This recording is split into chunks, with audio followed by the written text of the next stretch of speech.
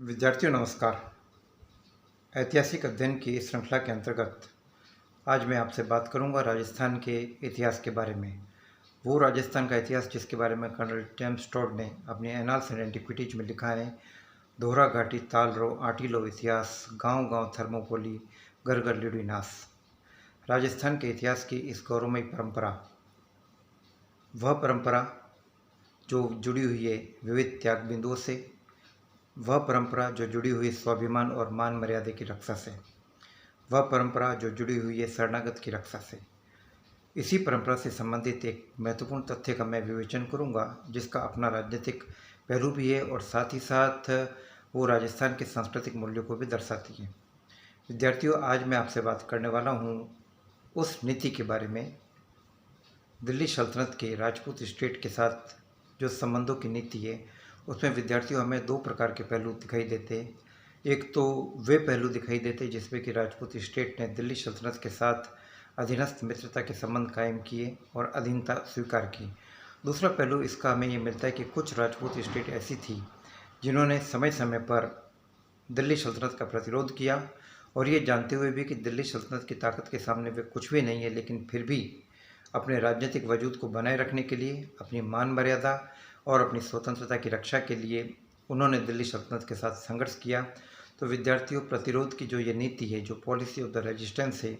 इस नीति के अंतर्गत मैं आपसे कई राजपूत स्टेट के जो दिल्ली सल्तनत के साथ संघर्ष हुए उनके बारे में जानकारी तो दूंगा ही दूंगा, लेकिन साथ ही साथ विशेष पहलू जिसके विशेष संदर्भ में हम बात करने जा रहे हैं, वो विशेष संदर्भ है रणथंभौर के हाड़ा चौहान शासक हमीरदेव का। हमीरदेव जिसके बारे में यह कहा जाता है कि वह अपने वचन का धनी व्यक्ति था और उसने ये जानते हुए भी कि अलाउद्दीन खलजी की ताकत के सामने रणथंभौर की ताकत कुछ भी नहीं है, लेकिन फिर भी उसने उन शरणागतों को, मोहम्मद शाह और कैबरू जैसे उन शरणागतों को जो उसकी शरण में अलाउद्दीन से विद्रोह करके आए थे, उन्हें लौटाने से मना किया। हम इस प्रकार के स्वाभिमान प्रिय और मर्यादाओं के धनी हमीर के बारे में, हाड़ा चौहान शासक हमीर के बारे में आज मैं आपसे कुछ बातें डिस्कस करने वाला हूँ। विद्यार्थियों, हमीर का ताल्लुक रणथंभौर से था और यदि हम रणथंभौर के प्रारंभिक इतिहास को देखते हैं तो हम ये पाते हैं कि जब तराइन की दूसरी लड़ाई होती है और इस लड़ाई में पृथ्वीराज चौहान को कत्ल कर दिया जाता है और उसके बाद मोहम्मद गोरी अजमेर की रियासत पृथ्वीराज के बेटे गोविंदराज से ले लेता है और उससे रणथंभौर अपनी अधीनस्थता में दे देता है। गोविंददेव के पश्चात कुछ समय तक तो रणथंभौर के शासकों ने दिल्ली की अधीनता स्वीकार की, लेकिन जब उन्होंने दिल्ली सल्तनत के उठापटक वाले दिनों को देखा, जब इल्तुतमिश के बाद रजिया सुल्तान मौजूद्दीन बैराम शाह और अलाउद्दीन मसूद शाह के समय में दिल्ली में जो राजनीतिक अस्थिरता देखी, उस अस्थिरता का फ़ायदा उठाकर उन लोगों ने रणथंभौर पर अपना प्रभाव पुनः कायम कर लिया और रणथंभौर को एक प्रकार से दिल्ली सल्तनत के प्रभाव से मुक्त कर दिया। कुछ समय तक के लिए बलबन रणथंभौर को अपने प्रभाव में रखने में कामयाब हुआ, लेकिन बलबन की मृत्यु के बाद एक बार फिर हम दिल्ली सल्तनत में अव्यवस्था का दौर देखते हैं और वह दौर देखते हैं कि जबकि बलबन के बेटे शहजादा बुगरा खान के बेटे शहजादा कैकुबाद को दिल्ली का सुल्तान बनाया गया और कैकुबाद एक अयोग्य व्यक्ति था, विलासी व्यक्ति था जो दिल्ली सल्तनत को संभाल नहीं सका और इस स्थिति का फ़ायदा उठाया उसके खलजी सरदारों ने और दीपालपुर के खलजी सूबेदार और खलजी सामंत, जो कि बलबन के काफ़ी खास सूबेदारों में से एक था, मलिक जलालुद्दीन फ़िरोज़ खलजी के नेतृत्व में खलजियों ने बगावत की और ममलूक तुर्कों से सत्ता अपने हाथ में ले ली और इसके साथ ही 1290 में हम दिल्ली में एक नवीन राजवंश की शुरुआत देखते हैं। विद्यार्थियों, वो राजवंश जो कि खलजी राजवंश के नाम से जाना जाता है। तो एक तरफ दिल्ली में खलजियों के स्थापित होने से पहले जो राजनीतिक अव्यवस्था का दौर था उसका फ़ायदा उठाकर रणथंभौर के चौहान शासकों ने अपनी पूर्ण आज़ादी की घोषणा कर दी और हमीरदेव ने रणथंभौर के किले पर पूरी तरीके से अपना अधिकार जमा लिया।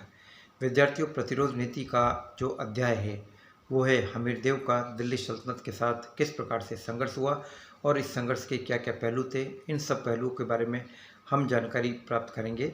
और इससे पहले ये जानना जरूरी है कि रणथंभौर में ऐसा क्या था जो दिल्ली सल्तनत इसे अपने नियंत्रण में लेने को उत्सुक थी। विद्यार्थियों, दिल्ली सल्तनत की सुरक्षा और स्थायित्व की दृष्टि से रणथंभौर एक काफ़ी महत्वपूर्ण दुर्ग था, जो कि दिल्ली सल्तनत के सुल्तानों को एक स्थायित्व दे सकता था।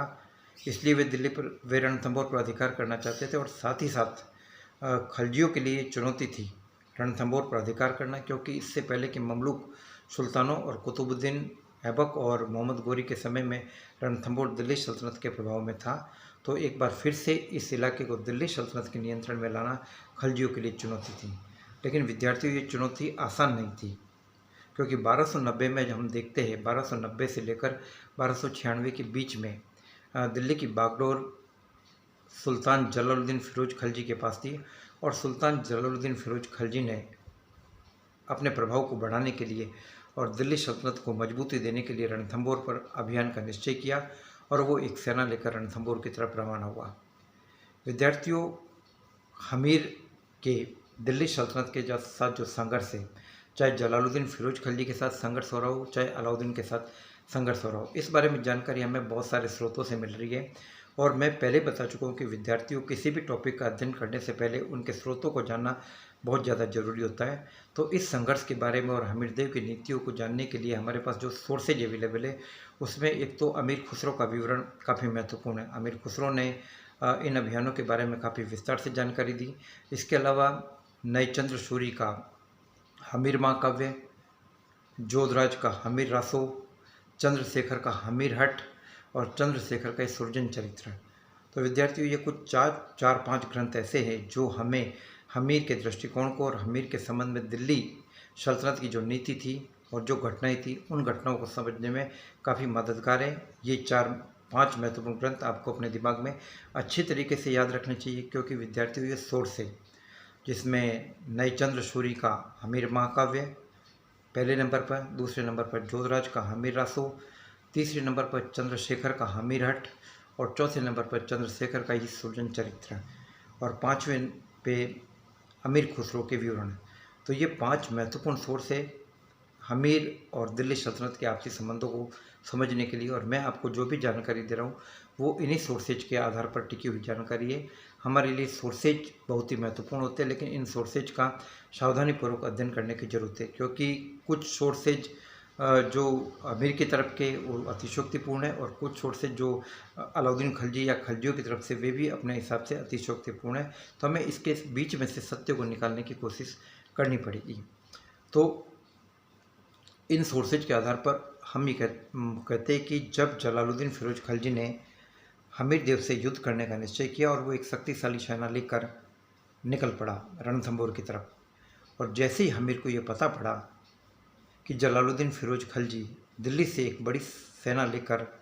रणथंभौर का मुकाबला करने के लिए निकल पड़ा, तो उसने एक अग्रगामी दस्ता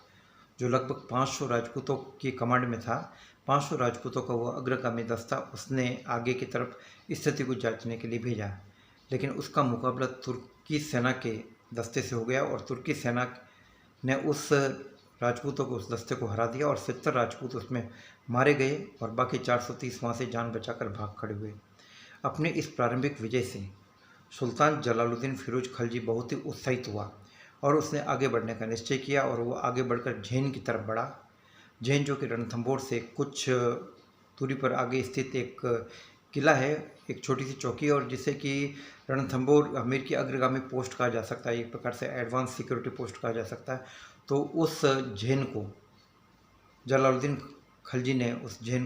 पर आक्रमण करने का निश्चय किया, और जैसे ही हमीर को इस बात का पता पड़ा तो उसने 10,000 की एक फौज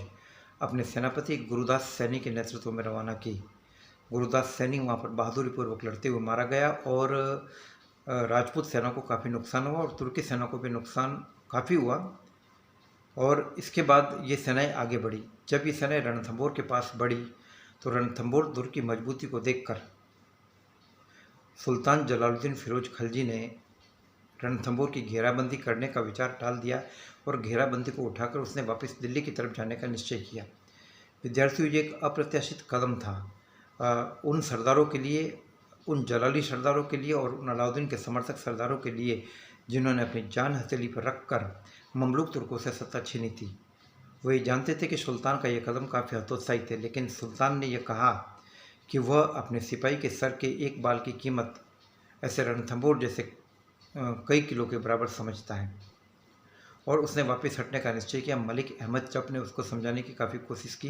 लेकिन सुल्तान नहीं माना। तो सुल्तान रणथंभौर के इस अभियान को अधूरा छोड़कर एक बार फिर से वापस लौट आया। तो यह एक प्रकार का ऐसा कदम था जो कि खलजियों की कीर्ति के ऊपर एक प्रकार का धब्बा था। इतिहासकारों ने काफ़ी आरोप लगाए कि सुल्तान जलालुद्दीन फिरोज खलजी पर इस युद्ध को छोड़कर वापस लौट जाने के लिए, लेकिन हो सकता है कि इसके पीछे बहुत सारी राजनीतिक परिस्थितियाँ जिम्मेदार रही हो। और दूसरी बात ये कि सुल्तान जलालुद्दीन फिरोज खलजी अपनी नवोदित सत्ता को ज़्यादा खतरे में नहीं डालना चाहता था, इसलिए उसने इस अभियान को बीच में ही समाप्त करने का निश्चय किया और वो वहाँ से वापस लौट आया। लेकिन इसका असर, दूरगामी असर पड़ा। इस युद्ध के इस प्रकार से बीच में लौट जाने के कारण सुल्तान जलालुद्दीन फिरोज खलजी की प्रतिष्ठा को जो आघात पहुंचा, उसका नुकसान उसे बहुत ज़्यादा उठाना पड़ा। विद्यार्थियों, इस क्लास के पार्ट 2 में मैं आपको बताऊंगा कि किस प्रकार से इसके बाद सुल्तान अलाउद्दीन खलजी के नेतृत्व में किस प्रकार से अलाई सेनाओं का रणथंभौर के साथ संघर्ष हो रहा है और ये संघर्ष किन परिस्थितियों में हुआ, क्या इस संघर्ष को टाला जा सकता था। इन सब बातों को मैं इस क्लास के पार्ट 2 में भाग 2 में आपको समझाने का प्रयत्न करूंगा। जय हिंद, जय भारत।